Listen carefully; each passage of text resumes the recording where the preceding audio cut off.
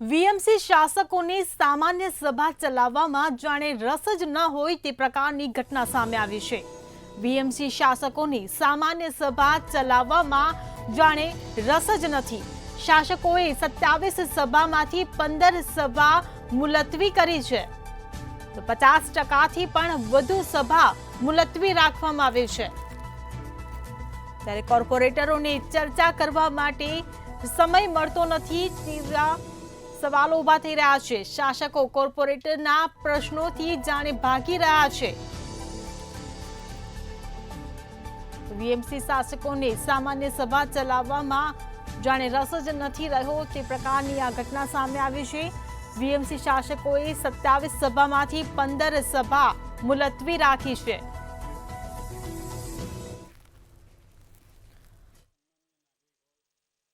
સન્માનીય પદ પર રહેલી વ્યક્તિ હોય એને શ્રદ્ધાંજલિ આપી આપણી એક પરંપરા પણ છે।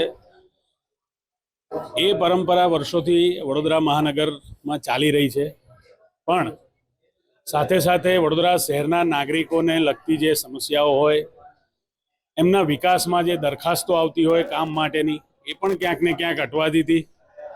અમને જે પ્રણાલિકા છે એ બંધ કરવા માટે અમે કોઈ પણ પ્રકારનો લેટર નથી લખ્યો। અમે ફક્ત એટલું લખ્યું છે કે જ્યારે અમે હયાત ના આવીએ, અમારું મૃત્યુ થાય ત્યારે આ સભા મુલતવી ના કરવી જોઈએ, એટલું અમે માન્ય મેયરશ્રીનું ધ્યાન દોર્યું છે।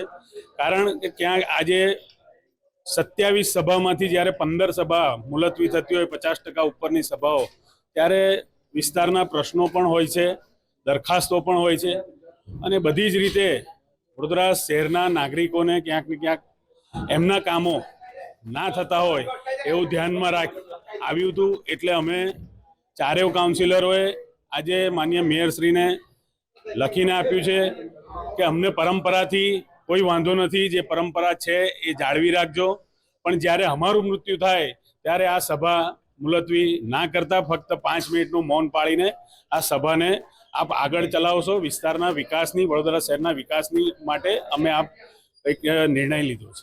27 માંથી 15 સભા મુલતવી રહી, એટલા માટે આજે અમે એક લેટર આપ્યો છે કે જ્યારે અમારું પોતાનું મૃત્યુ થાય ત્યારે 5 મિનિટનું મૌન પાડી અને સભાને કન્ટિન્યુ ચાલુ રાખે।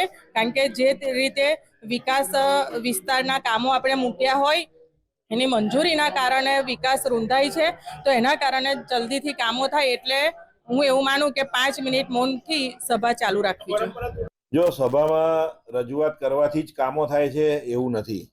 કામો તમારા એમનેમ પણ તમે રજૂઆત કરો તો થતા જ હોય છે, પરંતુ બધા કાઉન્સિલરોની જો આ વિચાર હશે તો સર્વાનુમતે બેસીને નક્કી કરી અને આગામી દિવસોમાં આ પરંપરા બદલવી કે નહીં એનો નિર્ણય કરીશું। એમની ભાવના સાથે ચોક્કસ સહેમત છું, but is not a question of individual choice. એક કાઉન્સિલર એમ તો ચિરાગભાઈ ઝવેરીના વાઇફે બી રિક્વેસ્ટ કરેલી કે સભા મુલતવી ના કરતા, પણ એક પ્રણાલિકા જ્યારે વર્ષોથી થતી હોય તો એક ઇન્ડિવિજ્યુઅલ માટે ચેન્જ બી ના થાય, અને આ કોઈ પોલિટિસાઇઝ કરવાની વસ્તુ બી નથી। ત્યારે એક પોલિસી લેવલ ડિસિઝન તમામ માટે જ હોય, અને એ પોલિસી લેવલ ડિસિઝન તમામે ભેગા થઈને લેવું પડે। ઇન્ડિવિજ્યુઅલી કોઈ લેટર લખે તો કોઈ વધારે સારું કે કોઈ ખરાબ નથી થતું, પણ આનો એક હવે ટાઈમ ડિમાન્ડ કરી રહ્યું છે કે એક આનું હવે ડિસિઝન લેવાય, જેથી કરીને શહેર